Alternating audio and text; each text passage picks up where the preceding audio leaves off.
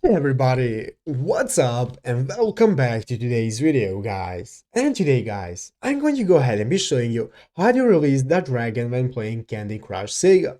This is a very simple thing to do guys, so make sure to watch this quick and easy video till the very end and follow my steps correctly so you can make sure this works the same for you and that you can do this yourself. But yeah guys, let's get straight into it. So guys, the first thing you want to do is go ahead and open up the official Candy Crush Saga application on your mobile phone if you haven't already. And after opening up the application, guys, go ahead and log into your account. So guys, after opening it up and logging into your account, you'll be greeted by this main page right here, which is the home page of the game where you can see the map, you can see all the events, you can see the shop and so on. So guys, now let's go ahead and say that you have started playing, you have entered a new level, and here is your level where you can go ahead and swipe to unlock the dragon.